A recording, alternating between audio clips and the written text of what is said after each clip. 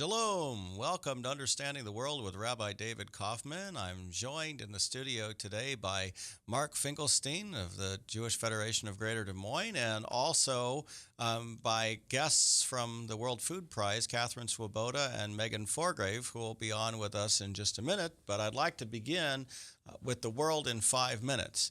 So this week has been a relatively calm week foreign policy-wise around the world. We're not dealing with emergency votes in Congress. We're not dealing with emergency votes in the Security Council. There's no urgent threat of military action anywhere in the world as far as involving the United States and Europe. So we're relatively quiet. Except on the healthcare front. So if you're involved in trying to get healthcare through the Affordable Care Act, you are very busy this week because it has been very difficult to get through on the websites. And the more stories that I hear of people trying to get through the websites, the more amazed I am. I complain when there are glitches in the video games that I play on the Xbox, and we're talking about people's lives here, and the glitches that are going on make those pale in comparison. I just don't understand it, and hopefully we will get things resolved, because the Affordable Care Act itself put in place mandates that make a number of the healthcare plans that people had been using as their primary plans makes them invalid. And as of the beginning of the year, there are millions of people around the country who will not be able to have the same basic healthcare plans they had in the past, because those healthcare plans didn't provide all the benefits that are now mandated under the Affordable Care Act. And so just in Florida, for example, there are at least 300,000 people whose health care plans expire at the beginning of the year. Some of those a significant portion of those are being let go because those plans don't meet the requirements of the Affordable Care mandate. And for many of those people, they're going to get a better health care plan when they get through to register. But if they can't register, then there's a concern. So right now, there are a lot of people who are on the clock with about 10 weeks to get health care, and hopefully the program will get where it needs to be.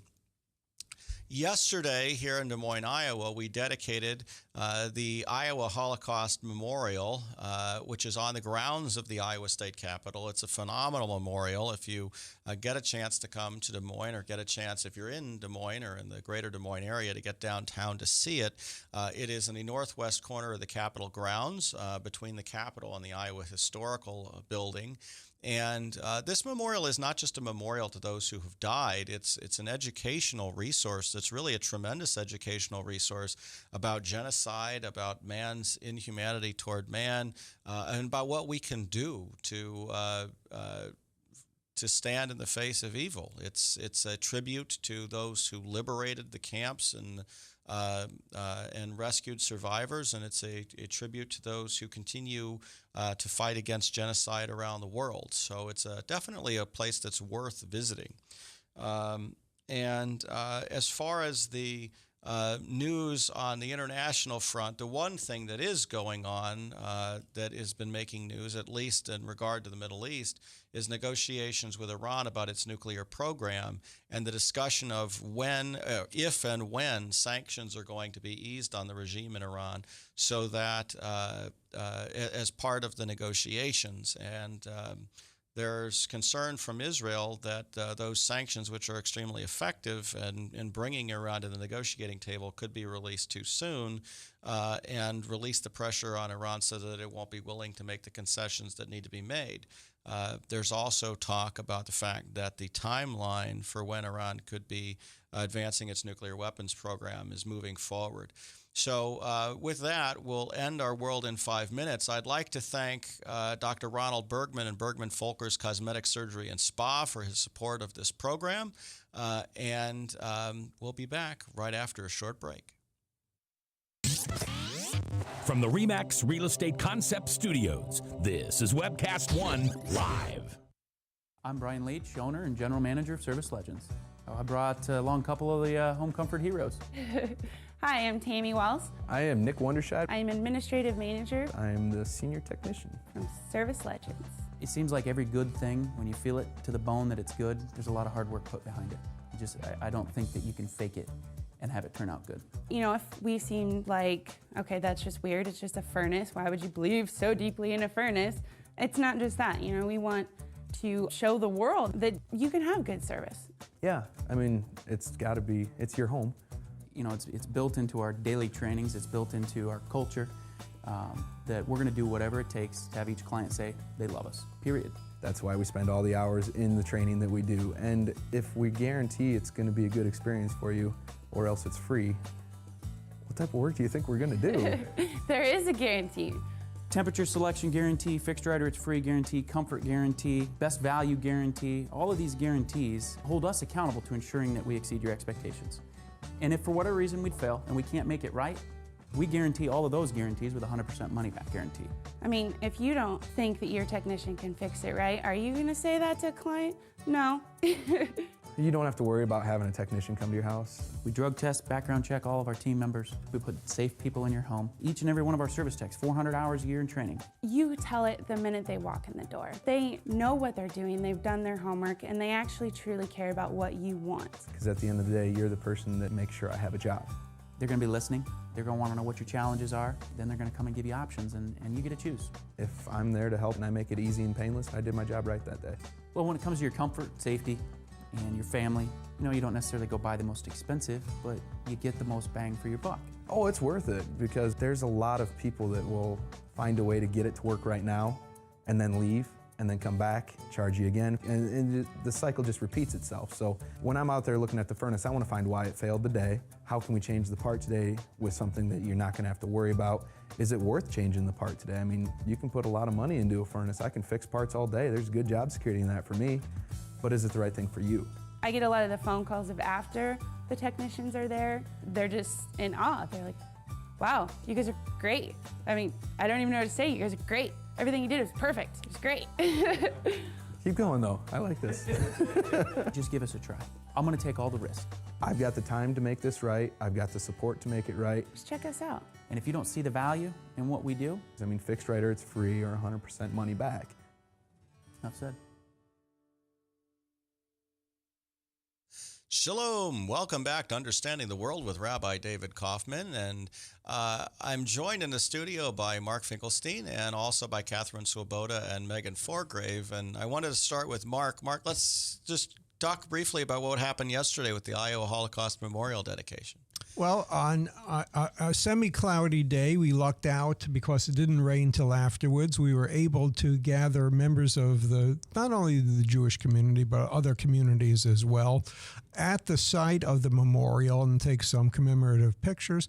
That was quite moving because members of different communities had never necessarily known each other and were introduced, and some people who lived here and were, for instance, family members of survivors met each other again after having grown up together. And there were 2 survivors there yesterday. There were at least 2 survivors, and a fellow from Florida who moved up, Mr. Wolnerman, who was from Auschwitz and displayed his tattoo on his arm, and Kitty Williams, who I didn't know was still living, because when we came upon her information, she lives in Council Bluffs, and she's a very, very sharp person. I was really pleased that she was able to join us. Plus Fred Lorber, who escaped from Vienna with his family and came back. And so that, and the fact is there were probably a number of liberators too, among them Ted Block from the Jewish community, who served his country while here. And it was a tremendously moving event yesterday. I really thought it was. I think a lot of people were a lot more emotional than they thought they were going to get. Well, that's true, because it's a multivariate event. The fact is, as you indicated, the memorial is not simply commemorating the deeds of the liberators or the fact that the survivors triumphed over evil and came and made new lives here, but that there are messages to the memorial, part of them being protect democracy. Who was it we were with yesterday, David, who was saying protecting democracy is probably the most important thing any society can do, and it really takes forethought in figuring out when your rights are slipping away, and that according to the person I was listening to, it's the First Amendment of the Constitution. Wasn't it the general? I think the general said probably, something about that. probably. The First Amendment of the Constitution really is very important, the freedom of the press and freedom to say what you want, and then the freedom to stand up and counteract bad speech by good speech. And Ann Millen from the Iowa Holocaust Memorial and Museum in Washington, D.C., spoke about artifacts and what we could learn from artifacts. Of course, she had a specific artifact that has a pretty profound story about the Jewish community in Vienna and the plan to basically eliminate the Jews of Vienna. Right. In addition, she gave a wonderful program last night at Drake University about propaganda. And the students who were there were primarily journalism students and advertising students. So the techniques that she displayed need to be understood by people in journalism and advertising, how people can be easily manipulated. Not necessarily brainwashed, but her point was that the techniques that were used by the Nazis gained assent. People said, well, this sounds reasonable enough, and they jumped on the bandwagon. They had a choice. Talk about a transition to the events of last week. Last week was the World Food Prize in Des Moines, and it began with a wonderful hunger hike that's put on by Lucille Wilson, who used to work at the temple, who actually still volunteers at the temple, to help us do a number of things. And then on the Tuesday was the Iowa Hunger Summit, which we'll talk about in a little bit, and Lucille was honored at that. But there were these protesters that came in to protest against genetically modified crops this year, and it was just we'll talk about it in a little bit with our guests, but there was some very strange interactions that we'll talk about, especially at the African Cultural event. So we have with us in the studio today Catherine Swoboda and Megan Forgrave from the World Food Prize. Welcome. Glad you're able to be with us. You're now on screen here, and I don't know who wants to go first to tell us a little bit about yourself. Catherine, do you want to? Megan? Well, thanks so much for having us. Catherine Swoboda, work with the World Food Prize. I'm the director of Iowa Education Programs, so working a lot in the state with high school teachers and students to introduce them and expose them to issues in global agriculture and hunger. But we are just a staff of 9, so we all get to do quite a bit of things within the context of the World Food Prize. So I also coordinate our Iowa Hunger Summit. And you take on all kinds of interesting jobs, as you'll hear about later. And so I'm Megan Forgrave. Thanks for having us. And I'm the Director of Communications at the World Food Prize. So I actually have the honor of working a little bit with every piece of our programming. And so trying to get the word out and explain what we do and work on getting the word out to the community and working on community events as well. So, Catherine, can you tell us a little bit about the state of hunger in the state of Iowa? I can, yes. So it's, we look at Iowa and it's really, there's hunger in a land of plenty here. And I think it's 1 in 6 Iowans now struggle with food insecurity. So not always knowing where that next meal will come from. And if you look at people under the age of 18 in Iowa, it's almost 1 in 5 now. So it's a very serious issue here at home. And we're doing what we can through the Iowa Hunger Summit to raise awareness of those challenges that we face. Are you aware of the outcomes of the ARP survey that was taken?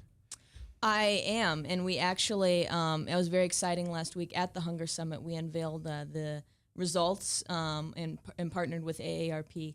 They did a statewide survey about hunger in Iowa. So I was in and out of the session, and I haven't had actually a chance to look closely at it, but I know it was very, very exciting. And one of the outcomes was that they found that people want to give to the food banks and that you must ask them. They're waiting to be asked. by different hunger agencies. They Yes. just don't know how to give food, especially those who have gardens and who or who have crops. But I think one of the interesting things that we've come across, we have a large number of immigrants in Iowa, obviously legal and illegal immigrants, and certainly I think that affects the number of people who are in need of food in Iowa. In addition to the Iowa residents, there's a lot of hunger among seniors. People don't think about the fact that there's a lot of hunger among seniors. But one of the major causes of food insecurity is needing to pay for medications and needing to pay for housing. And so you make the choice between having your medications or having your food because you need housing. So that's, I don't know if, I know we talked about some of that stuff at the Hunger Summit, but what your thoughts are on that. Megan, do you know much about nutritional needs of people? Or Catherine, is there a problem in people getting food but not the right type of food? Absolutely. And actually, last week we had a film screening of a movie called A Place at the Table. Megan and I, we partnered with Bread for the World to show that and had a great turnout of community members. And that film, it's an excellent film which examines really the complexity of that issue and how the hunger and nutrition issue in the United States is very closely linked to economic issues, and that oftentimes the foods that are cheaper or more accessible for individuals in lower income brackets are not always the most nutritious. So, very complex issue. That the food that's most often purchased with the food is Mountain Dew, I believe, is what they're saying. The single food item that's most purchased. Can you inform us about the movement to try to get local crops into local schools? Yes, and there's actually we examined that at the Hunger Summit. There were a couple of discussion panels about that. I'm trying to think now of specific. The last couple years at the Hunger Summit, we've had different panels and things on nutrition, I think, and on some of those movements. Because you're right, it takes all, the one of the purposes, I think, of the Hunger Summit is really to bring everybody together. So whether you're working on food banks, local gardening, Grocery school stores. nutrition programs, it really takes everybody and trying to do that. And I know that there's been a lot of interest lately in trying to do more, school gardens, local gardens to get people working on that issue. One aspect I think they wanted to get out was the voucher for people shopping at farmers markets. Do you know much about that?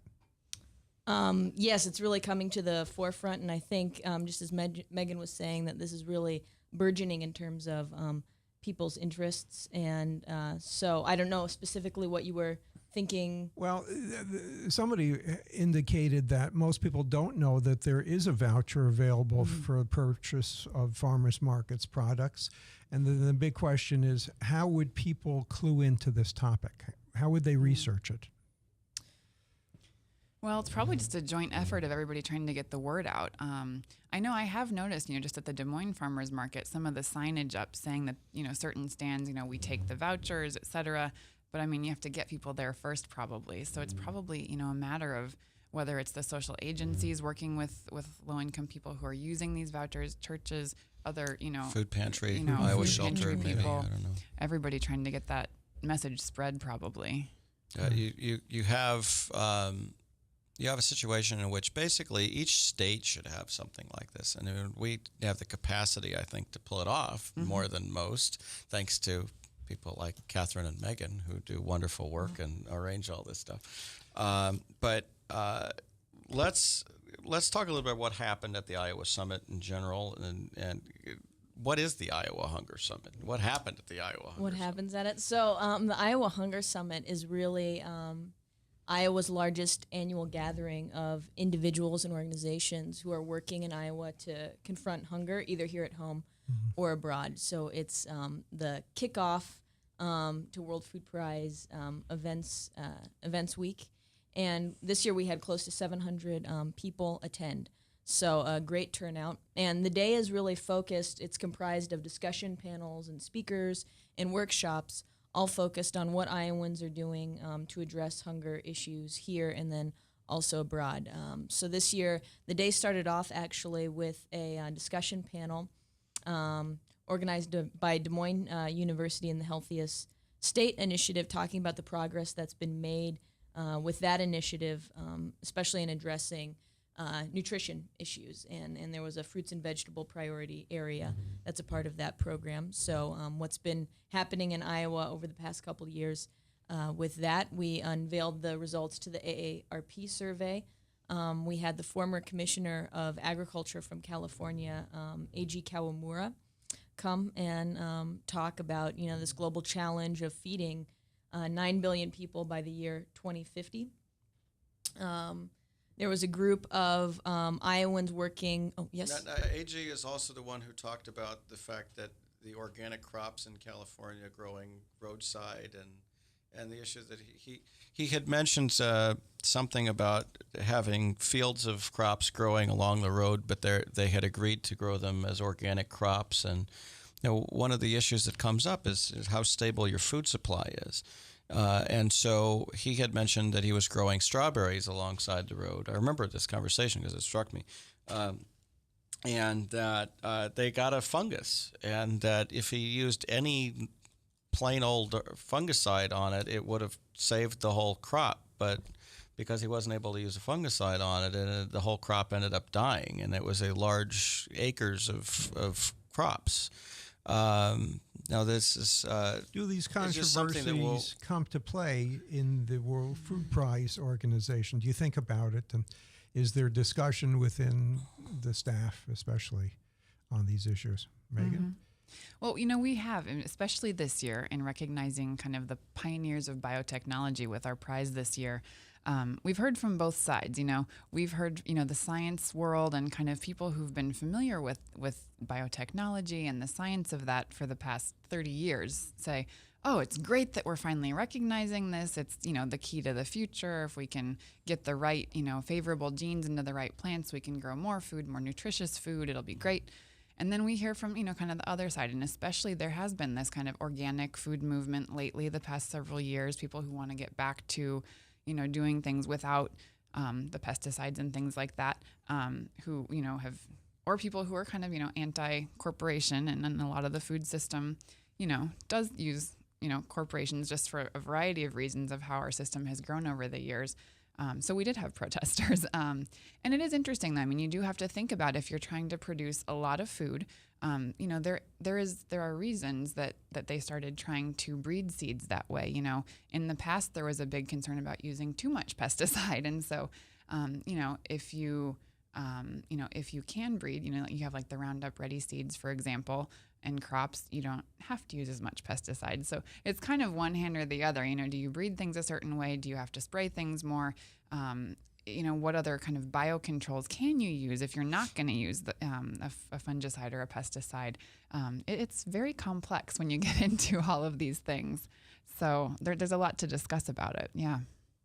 Now, why is it that the food prize is here in Des Moines? So the World Food Prize was founded by Dr. Norman Borlaug, who is a native Iowan. He was born just outside of Cresco, Iowa. He went on to do great things in agriculture and plant breeding, mostly with wheat, and won the Nobel Peace Prize back in 1970 for helping avert mass starvation and famine in India and Pakistan.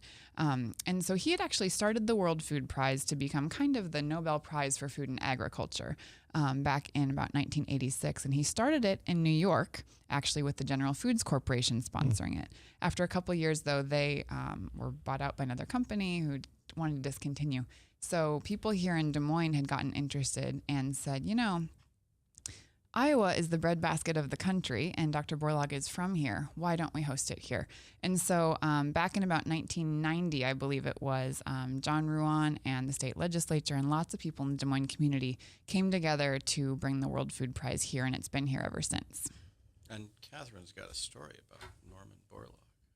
Tell us your story. Mm-hmm. Oh, yes. So my involvement in the World Food Prize. So I'm actually a Des Moines native, and I went to East High School, and Dr. Borlaug, it would have been in 1994 with Mr. Ruan.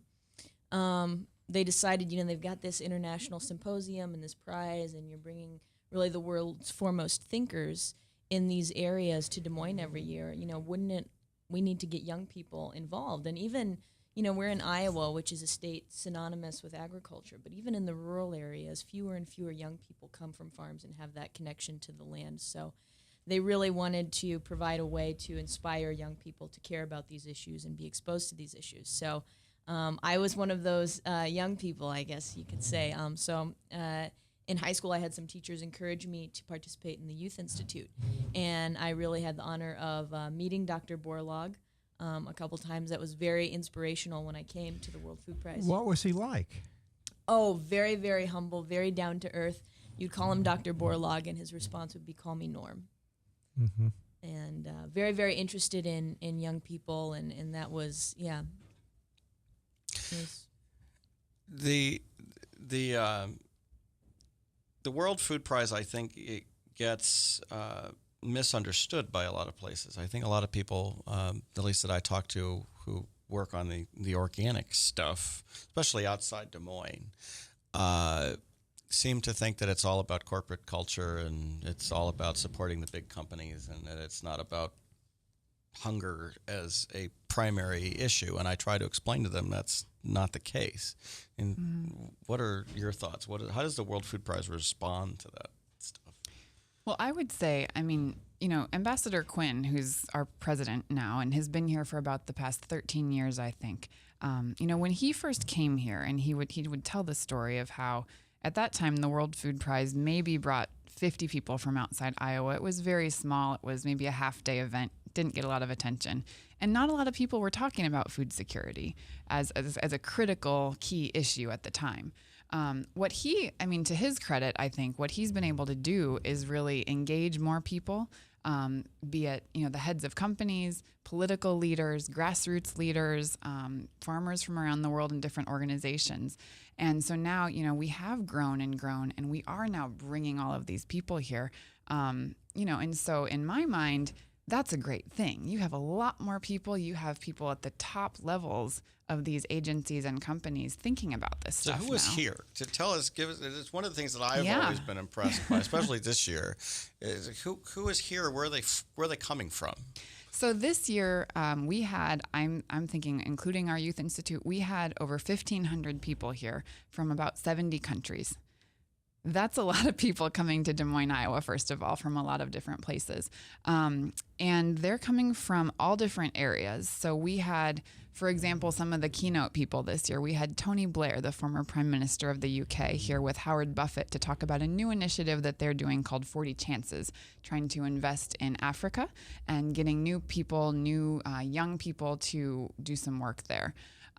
We also had President of Iceland, Olafur Ragnar Grimsson, who's been a leader in clean energy, green energy, and has brought people together around that topic. We also had Cardinal Turkson from the Vatican here to speak, and he's the head, I'm going to say this wrong, I always do, but the Pontifical Council for Justice and Peace. Said it right. And so, and he's, also from Ghana, so has a very interesting perspective on all of this. But we also had, several heads of companies, a lot of researchers from around the world, and also farmers.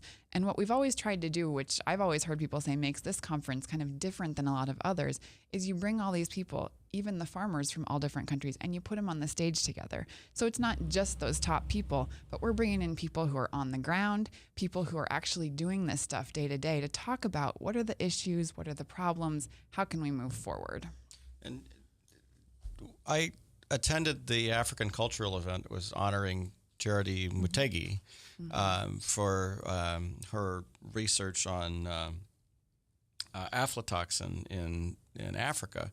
And tell us a little bit about her and what that was all about. I don't know which. Well, we have an award that we give to researchers in the world under the age of 40, so young researchers who are doing something out in the field emulating Dr. Borlaug to confront hunger, really working with smallholder farmers. And this year's award winner had a very compelling story. She's a young woman, 38 years old, from Kenya, born in Kenya, completely educated in Africa, and working in the region. And she has developed a biological control method to control aflatoxin contamination, which is a mold contamination in corn and maize, which is deadly. So it's a carcinogen at very high levels. It can cause, if it's consumed by humans or livestock, can cause death. In fact, there were outbreaks recently in Kenya a few years ago, and people died. And so it's this tremendous burden economically and in terms of public health and food security, not just in Africa, but all around the world. Farmers in Iowa deal with this problem. So at a very young age, this young African woman who's discovered a biological control method to confront this. So it was a stunning accomplishment, and everyone was very, very excited about her winning that award this year. The event was pretty amazing.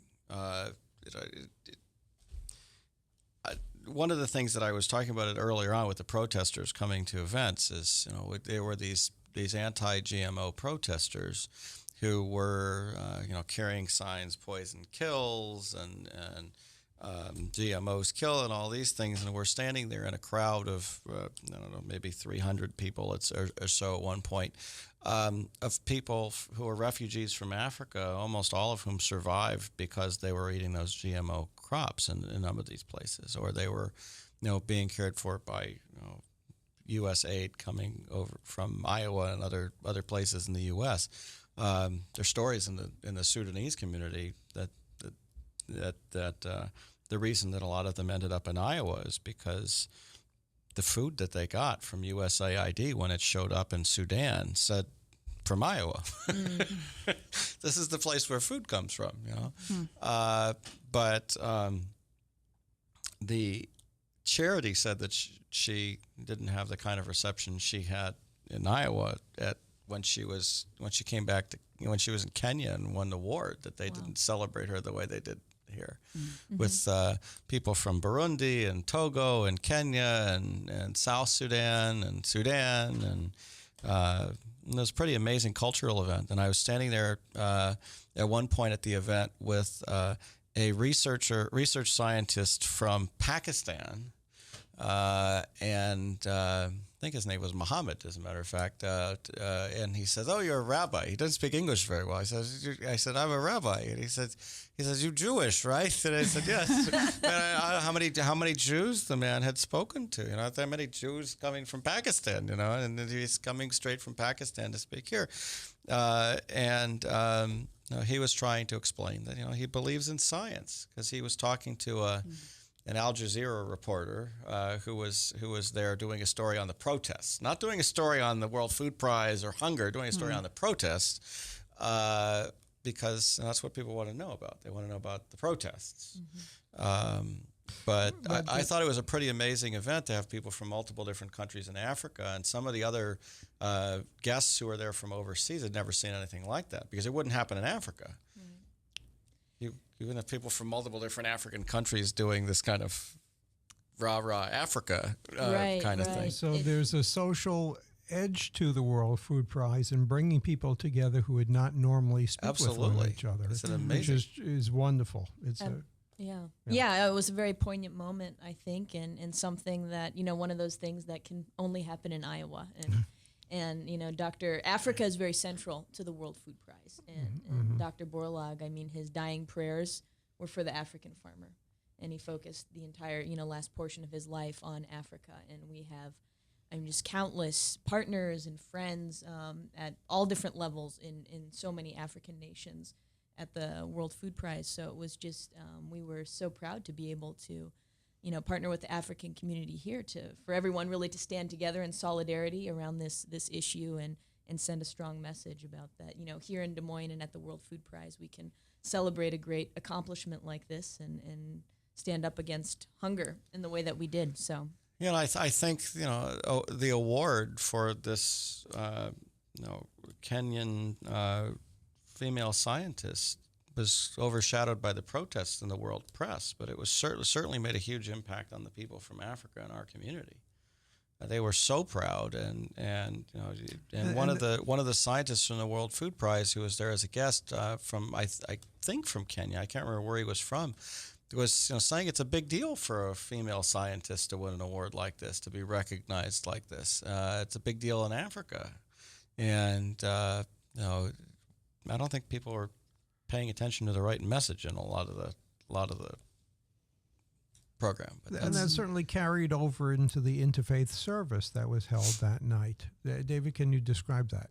Yeah, I mean, the interfaith service, you have representatives from all the different denominations. Hosted this year by the Catholic Church. Is usually hosted, I guess, by the Catholic community, but because Cardinal Turkson was here, even more so this year. So he was one of the keynote speakers. David Beckham, I believe, from Bread for the World, was the other keynote speaker. And can you talk a little bit about what Bread for the World is, because people understand who's involved in this organization? Yeah, and actually Megan might speak a little bit better to that because she worked directly with David Beckman when he won the World Food Prize. Right. So he was one of our laureates in 2010. And Bread for the World is really, it's led by, I think, it's a Lutheran organization, but I think they work with a Christian organization. They work with kind of all faiths. But Another really, Religious Action Center works with them too, so yes, the Jewish community is connected yes, to them. they try to involve everyone, I think, but they really work on hunger and poverty issues on mostly a domestic level, but also international, trying to really influence policy. So his work is a lot of trying to gather people together to write letters to Congress, things like that, to help change laws, to help people who are in dealing with hunger and poverty in our country. The former laureates, how do they stay in touch with the World Food Prize? Well, we invite them back every year, and a lot of them do come back every year, which is just wonderful. And a lot of them, it's interesting. They're from all different areas of work. So over the past 27 years, we've honored people on the science side, the policy side. They were grassroots leaders that year. It was David Beckman and then Joe Luck from Heifer International. And for some of them too, winning the World Food Prize kind of catapults them a little bit into the public view a little bit more than they've been before. So a lot of them, to them, it's a valuable organization, and so they come back every year. We typically try to send a lot of them out on lectures across the state when they're here. We did a whole lecture series where we had almost 20 lectures, I think, this year at universities and other places. The Science Center hosted one. So trying to have them help spread the word about what they do and inspire more people to get involved in what all these different areas of fighting hunger. And Magnus McFarland Barrows won the award for Mary's Meals at the Iowa Hunger Summit. Can you talk a little bit about that? Yes, we were very excited to have Magnus. He was our keynote speaker at the Hunger Luncheon this year, and he's got an incredible story for those who aren't familiar. He is from Scotland originally, and as he tells the story, which he told at the Hunger Summit, in the early 1990s, he was sitting at his local bar having a pint with his brother, and they were watching some footage, actually, of the Balkan conflict. And they thought, wouldn't it be good if we could just do one small thing to help? And so they loaded up a truck full of aid supplies and drove it to some Bosnian refugees, and by the time they had returned, And he was a truck driver too. I mean, I think and fishermen, yeah. And so by the time they had returned to their small Scottish village, family and friends had compiled more aid supplies for them to make a return trip. So out of that grew Scottish International Relief, I believe, is the name, and then from that Mary's Meals, and it's just grown into this incredible global movement, and now they're feeding over 700,000 children, almost 800,000 children yes, a day. A day. I mean, it's a jaw-dropping number through school feeding programs in some of the world's poorest communities. Well, and there's a great Iowa connection too, because Iowans have become really involved with the organization, and they're now, I think the figures were that they have raised enough money. Iowans have raised enough money to feed 11,000 children every day, plus have helped open 21 of the meal centers around the world, the kitchens that they've used. So, I mean, so again, just a testament. People are to having Iowa's a really big impact, even from here. Mm-hmm. Did Bob Ray show up this year? Yes, at the Hunger Summit. In fact, I walked into the Hunger Summit because I was to the luncheon because I was there to honor Lucille Wilson, who's our former secretary, and Ambassador Quinn says, "Oh, by the way, Rabbi Kaufman, you're seated at the head table." So there was Robert Ray and Governor Branstad and Lieutenant Governor Reynolds and Lucille and Bonnie Izquierdo, or Barbie Izquierdo, and Magnus McFarland Barrows, and I'm trying to remember the gentleman from Rouen who was there. Steve Chapman. Steve Chapman. There was one other person who I'm blocking on who was there, and Ambassador Quinn was also at the table. I mean, so. The governor is getting a little up there. Governor Ray's getting a little up there, but he's still going strong, and he's still I'm glad to hear that. a great man. Yeah. Now, what are some of the technological innovations that have come through the World Food Prize over the Let's just last- talk about this. What is this year's World Food Prize? What did the people who won this year's World Food Prize win it for? The 2013. Right. So this year we really honored the kind of the pioneers of biotechnology. So these are people who, this is back in like the 70s or so. They did the first work, and Catherine's the agronomist here, so she can correct me if I'm wrong. But what they figured out is, you back then, you figured you had your plant cells, your animal cells, your other types, and things didn't really mix. And what they figured out is that there was a bacteria, which clearly doesn't come from a plant, and it was infecting plant cells. And so what these guys figured out is how that was happening, what exact little piece of the plant cell, or the bacteria cell actually, was moving into the plant cell. And once they could figure out how that was happening, and that was just groundbreaking to think that something other than plants could be mixing here. Once they figured that out, they figured out which exact pieces were moving so that you could actually end up using that process to your advantage. Instead of having it create plant tumors and detrimental things, could you use that same process to put beneficial traits into a plant? And so that's really what they did. They each, individually were working on this, and each had kind of a different little tiny step along the way, which is why we honored 3 different people. But their work really opened the door to a whole world of possibilities and how you can break things down. And, it's interesting because there are kind of different definitions with biotechnology depending on who you're talking to. In some ways, that process can be used, and it doesn't have to mean it's a GMO. Biotechnology can be used, to expedite, for example, breeding corn with corn or wheat with wheat. But you're using the tools of biotechnology because you're using that understanding of the plant cell and things like that. You can also use it, though, for what's called GMOs, or genetically modified organism, which would be, say, a wheat to a corn seed, or different types of plants or other organisms that you're crossing. Am I pretty much correct on that? And the reason for introducing these things crossbreed would be to do what? What are some of the benefits of doing so? Sometimes it's to fight different diseases. For example, Dr. Borlaug spent his whole life working on wheat rust. There's a type of rust that can just wipe out entire fields, entire crops. His dream was always to figure out what was the gene in the rice plant that made it so that it was not susceptible to wheat rust, and could you find that and put it in wheat so that it could never, it would never have that problem, and you could grow a better crop. So those are the types of things, but people are also using it for nutrition. I mean, right now there's a big trial going on testing the possibilities with something called golden rice, which is how you can infuse more nutrients and beta carotene into the rice plant, so that for the millions of people who eat rice as a staple food and don't have the nutrition that they need, they could be getting that. Right, because rice itself is not particularly nutritious, is it? So if you can fortify that somehow, and it's a relatively inexpensive thing, easy to transport, you can impact people's lives. Right, exactly. Now, I know that there are advocates for fruits and vegetables as opposed to meat and protein-based diets. At the Iowa Hunger Summit, we saw that. How does the World Food Prize deal with that kind of priority of choosing who to work with and who to honor and who to have speak and all of those things about whether it's dealing with the vegetable and grain people versus the livestock people versus doing different techniques for organic farming? And I know there were people who were dealing with organics who were even exhibiting on the Hunger Summit Day for sure.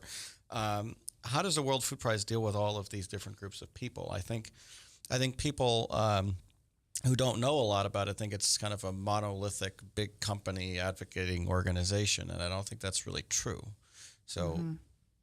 Well, I mean, I think if anybody were to look at our agenda and the panelists and the speakers and people that we bring, you know, we do try. I think what we've tried to emphasize is there isn't going to be a silver bullet to fixing the hunger problem in our world.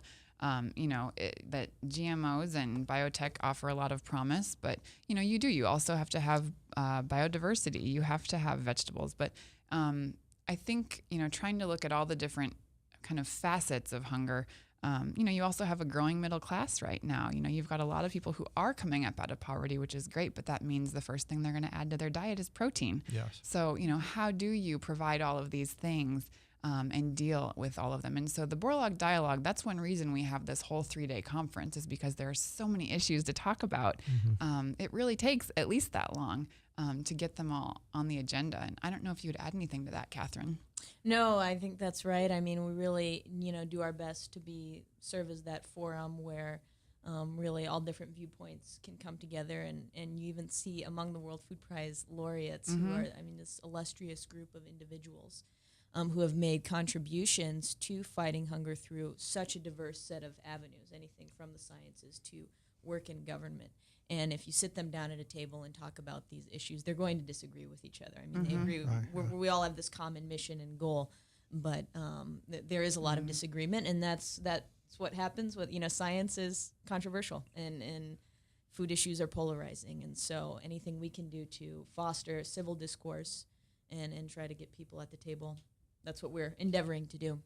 Now, some people were telling me that there's a separate issue about labeling and the USDA's positions on labeling.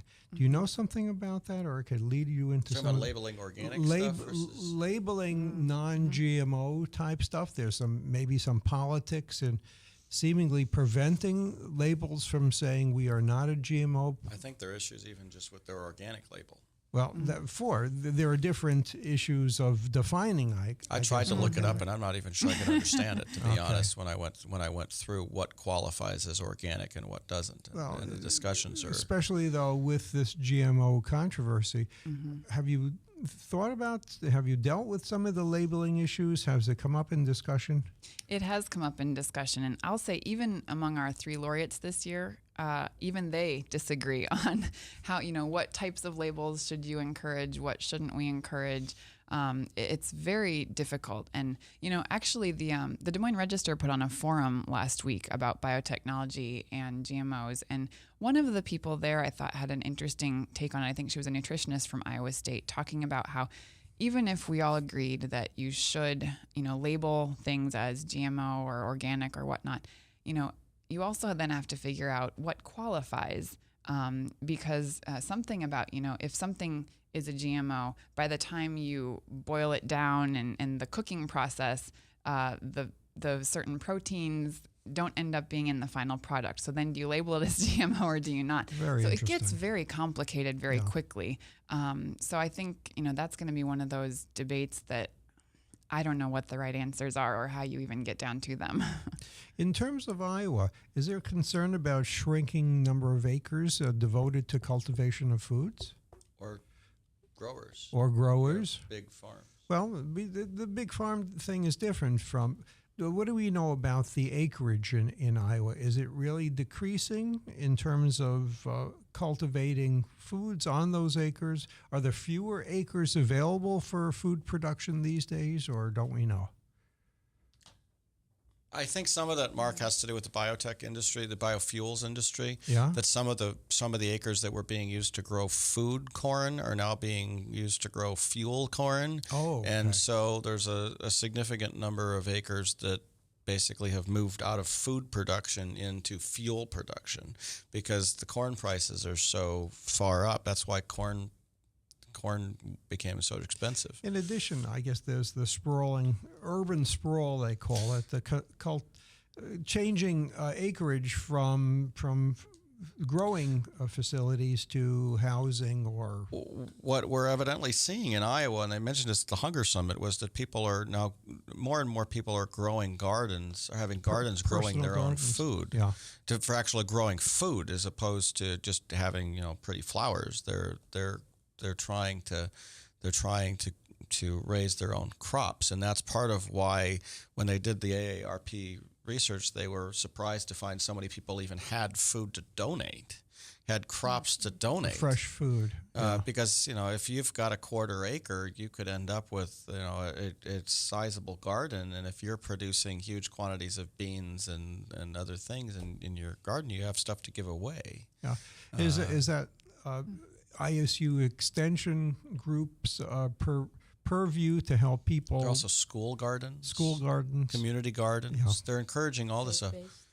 Yeah, they're faith-based gardens. I mean, the advantage of Des Moines, and we see this in a lot of different things, the advantage of Iowa in general, but Des Moines specifically, is not only do we have a lot of very educated people around here, particularly in biotech, but we also have a community that's very diverse and is willing to work together. So when you have conferences, you get the top level people. I mean, you managed to get the various supermarket chains working together, which I think in and of itself is an accomplishment. So when you're dealing with cooperation between government, private business, the biotech industry, and all these things about dealing with hunger issues, one of the things that I don't understand is why the organic farming community is so opposed to participating in this stuff as opposed to protesting this stuff. Because I would think that, at this point, eating organic is a luxury thing. I mean, just the cost of the food alone is extremely expensive.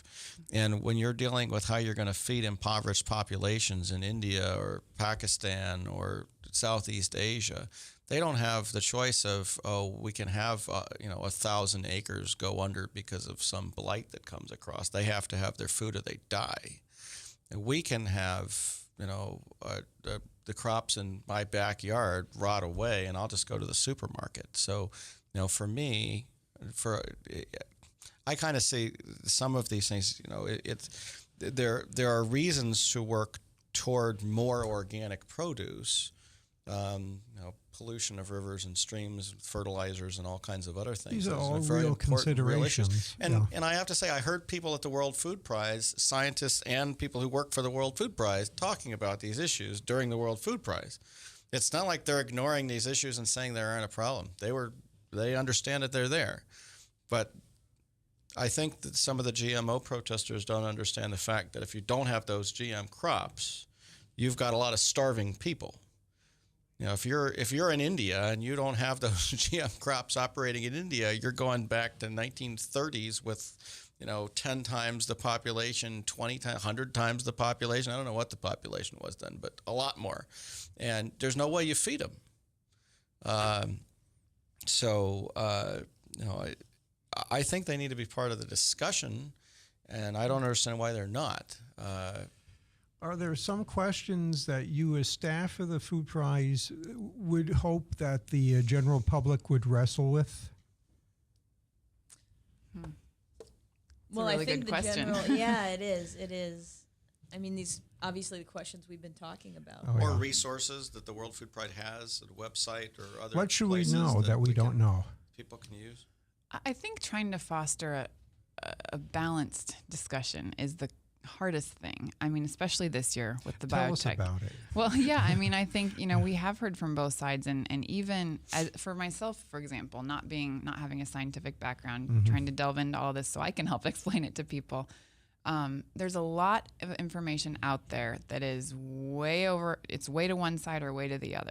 How do you find information you can trust out there? And one place that I have found that I thought was very useful and was very balanced was the Center for Science in the Public Interest. They have a really great site that devoted to biotechnology where they've looked at kind of both sides. What are the concerns? What does the science tell us? I thought that was very helpful. So, if people are interested in these issues, I would, and that's a completely independently funded center. They don't take money from companies or the government or anything like that. And how do you find them? I would say on the web, it's just Center for Science in the Public Interest, and you can Google it, and it's right there. But trying to look at